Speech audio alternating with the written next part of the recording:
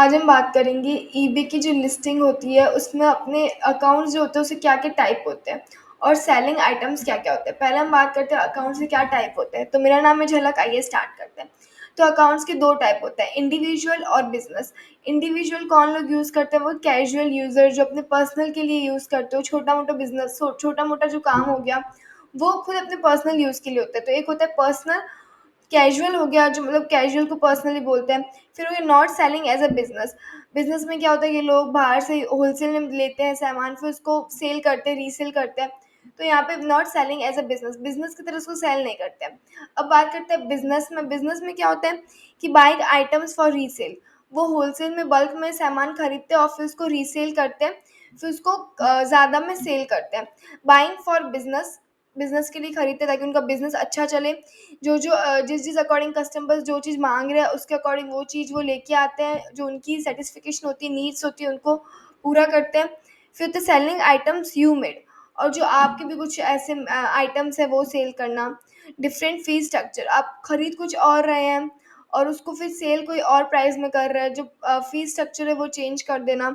Higher selling limit, इसकी जो limit है सेलिंग करने की वो ज़्यादा है as compared to individual. Individual में कम होती है, बिज़नेस में ज़्यादा होती है। अब हम बात करते हैं क्या-क्या हमको रिक्वायरमेंट्स नीड होते हैं जब हम अकाउंट्स जो है बिज़नेस अकाउंट सेट करते हैं तब। तो लीगल बिज़नेस नेम होना चाहिए, रजिस्ट्रेशन नंबर होना चाहिए अगर आपकी जो बिज़नेस या कंपनी जो भी है वो रजिस्टर्ड है तो। रजिस्टर्ड बिज़नेस एड्रेस होना चाहिए, टैक्स इन्फॉर्मेशन होनी चाहिए, लैंडलाइन नंबर होना चाहिए, payment detail for fees, payment की डिटेल्स होनी चाहिए प्रॉपर। जो ये चीज़ें जो होती है, अगर आपका पर्सनल में तो इतना नहीं चाहिए होता जो इंडिविजुअल होता है उसमें। अगर आप बिज़नेस है तो आपको ये सब चीज़ें जो होती है रजिस्टर्ड होनी चाहिए, ये सब होनी ज़रूरी होती है। अब हम बात करते हैं कि जो ये सेलिंग हब सेक्शन है वो उसमें क्या-क्या होता है।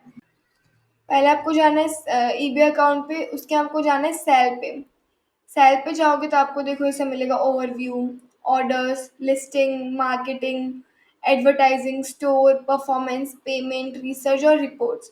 तो इन अब मैं बताऊँगी आपको इन सब में क्या-क्या होता है और क्या-क्या हम इसमें देख सकते हैं, क्या-क्या हमें इसमें पता चल सकता है कि क्या अपना इंटरेक्शन हो रहा है, कितने लोग व्यू करते हैं, क्या अपना पेमेंट स्ट्रक्चर है। ये सब आज आपको डिटेल में थोड़ा समझाऊँगी।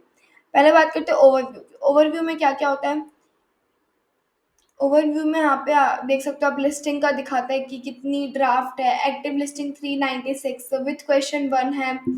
फिर ये जो अनसोल्ड एंड नॉट लिस्टेड है 4। फिर ऑर्डर्स क्या-क्या है वो आप देख सकते हो। अवेटिंग शिपमेंट जो है 4 है। यहाँ पे आप सब चीज़ देख सकते हो। फिर देखो यहाँ सेल का चार्ट्स है कि 7 डेज़ में क्या है, today, last 7 days, last 31 days, last 90 days. और एडवर्टाइजिंग देख सकते हो, यहाँ से आप ट्रैफिक देख सकते हो। लिस्टिंग का इम्प्रेशन क्या है 33.6%, क्लिक थ्रू रेट क्या है 0.7, लिस्टिंग पेज व्यूज के 256 यहाँ पे, और यहाँ पे 81.6%, सेल्स कन्वर्जन रेट। ये सब आप ओवरव्यू में जाके फिर आपको बहुत एडवर्टाइजिंग, ट्रैफिक, सेल्स ये सब देखने की, फीडबैक क्या है, पॉजिटिव कितना है, नेगेटिव कितना है, ये देख सकते हो। फिर सेलिंग जो ये टूल्स होते हैं वो सब क्या क्या के टूल्स किस काम आते हैं, मंथली लिमिट्स, यहाँ से आपको ये सब बताता है कि क्या-क्या किस यूज़ आता है, यहाँ से आप सब कुछ चीज़ चेक कर सकते हैं। इसकी और डिटेल में वीडियो हम आगे वाली वीडियो में बताएँगे, अभी बस एक बार का ओवरव्यू दे रहे हैं क्या-क्या किसमें क्या-क्या होता है। फिर बात करते हैं ऑर्डर्स की, तो इसमें ये आपको बताता है कि कितने आपके ऑर्डर्स आ रखे हैं। देखो ये शिप ये आ रखा है 24 का, ये अप्रैल 17 का, ये 15 का, ये अप्रैल 9 का, और कहाँ पे शिप कब होगा, मई 6, 16, प्राइस वगैरह सब कुछ दे रखा है यहाँ पे। तो ये तो हो गया कि क्या इसके हैं शिपमेंट्स। यहाँ पे अवेटिंग पेमेंट्स, ऑल ऑर्डर्स, ये हो गया ऑल ऑर्डर्स कि ये इतने ऑर्डर्स आ रखे हैं। फिर हो गया अवेटिंग पेमेंट, तो सबके पेमेंट है तो यहाँ पे कोई अपने को नहीं दिखा रहा चार्ट वगैरह, सबका पेमेंट हो रखा है। शिपमेंट्स अभी ये शिप होना बाकी है, इनकी डेज दे रखी, सब जून में या मई में होंगे शिप। फिर पेड एंड शिप्ड अभी तक नहीं हुआ है, सब अब होंगे शिप। ये सब कैंसिलेशन क्या कैंसिल हुआ है वो भी आप यहाँ देख सकते हो। यहाँ पे कुछ नहीं है तो नहीं रिजल्ट दिखाएगा। रिटर्न्स या फिर रिक्वेस्ट, डिस्प्यूट, यहाँ पे आप सब चीज़ चेक कर सकते हो। यहाँ पे आपको पीरियड भी दिया जाता है कि यहाँ पे लास्ट 7 डेज़ है या 30 डेज़ है या 90 डेज़ है, जो भी है वो यहाँ से देख सकते हो। फिर है लिस्टिंग। लिस्टिंग में क्या होता है कि यहाँ पे आपको पता है, यहाँ पे क्रिएट लिस्टिंग करके होता है, यहाँ पे अब लिस्टिंग, यहाँ पे सब आपको जो भी आपने लिस्टिंग कर रखी है वो आपको शो होती है यहाँ पे।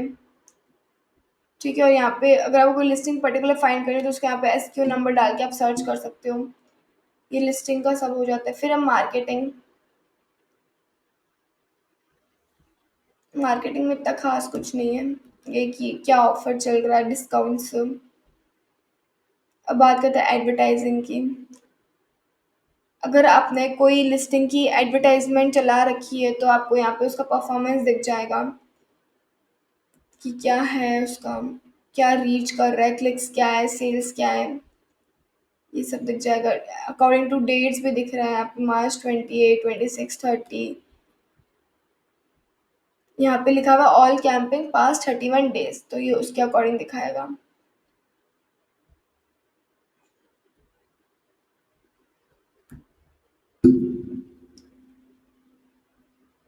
ठीक है, ये सेल्स हो गई, ये क्लिक्स हो गए, तो क्लिक थ्रू रेट हो गया, कन्वर्जन रेट हो गया, एवरेज सीपीसी हो गया, आरओएस हो गया, ये सब आपको यहाँ शो होता है एडवर्टाइजिंग में।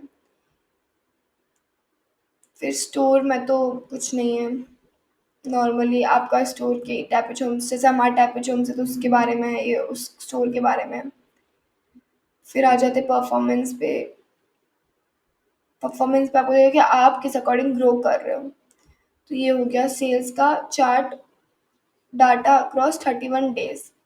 तो 31 डेज में ये हो गया मंथ, टुडे हो गया, last 7 days, $752, 31 days. Selling cost ये आपको चार्ट बता रहा है। फिर वही ट्रैफिक क्या है, इंप्रेशन क्या है, सेल्स कन्वर्जन क्या है, ये यहाँ से आप गो थ्रू कर सकते हो। उसके बाद हम आपको शो करेंगे पेमेंट, पेमेंट स्ट्रक्चर क्या है।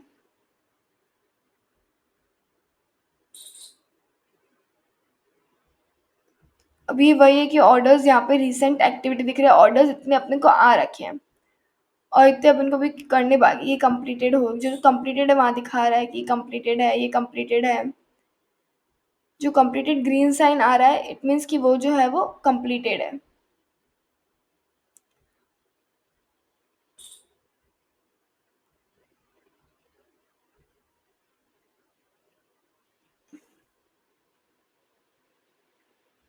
बाकी फंड्स ऑन होल्ड, मतलब ऑर्डर आ रखा है, शिप होगा तब इसका बताएंगे।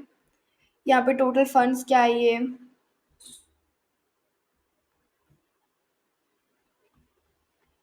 अब आते हैं रिसर्च पे। रिसर्च पे तो पहले आपको बताया कि कुछ टूल्स होते हैं जो ये भी खुद प्रोवाइड करता है। यहाँ पे आप कोई भी कीवर्ड डाल के फिर उसका लास्ट 7 डेज या लास्ट 30 डेज डाल के रिसर्च कर सकते हैं। फिर आता है रिपोर्ट्स में।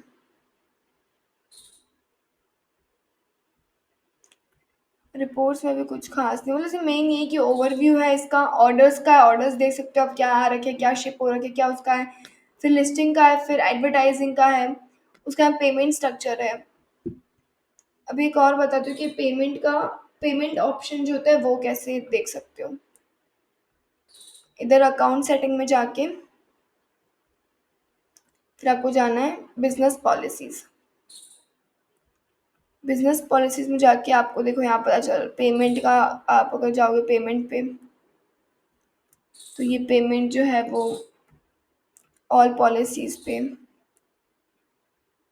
पेमेंट, रिटर्न, शिपिंग रिटर्न, ये सब आपको यहाँ शो कर देगा। मतलब ये तो ऑल पॉलिसीज में सब शो करेगा। इधर सिर्फ पेमेंट पे जाओगे पेमेंट का, रिटर्न पे जाओगे रिटर्न का, और शिपिंग पे जाओगे तो सिर्फ पर्टिकुलर आपको किसी चीज़ का देखना है तो यहाँ पे वो मिल जाएगा, क्या शिप हो गया है, किसका पेमेंट बाकी है, किसका आ रखा है, और क्या चीज़ जो है वो रिटर्न हुई है। अब हम बात करते हैं ऐसे आइटम्स जो कि जो ईबे है वो मना करता है कि आपको ये सेल नहीं किए, उसको बोलते हैं प्रोहिबिटेड आइटम्स। तो ये होता है कि आपको इसी पे ईबे पे शायद आपको होता है प्रोहिबिटेड आइटम्स की एक लिस्ट होती है, वहाँ पे जाके जो होता है प्रिस्क्रिप्शन ड्रग्स हो गए, ऑफेंसिव मटेरियल्स हो गए, पॉलिश रिलेटेड आइटम्स हो गए, टेंजिबल आइटम्स और सर्विसेज हो गए। जो ईबे जो है वो सिर्फ कुछ कुछ लोगों को राइट्स देता है, जो उसका जिनका उनका लीगल, जो लीगल उनके पास डॉक्यूमेंट्स होते हैं, उन्हीं को वो राइट देते हैं कि आप ये सब चीज़ें सोल्व कर सकते हैं।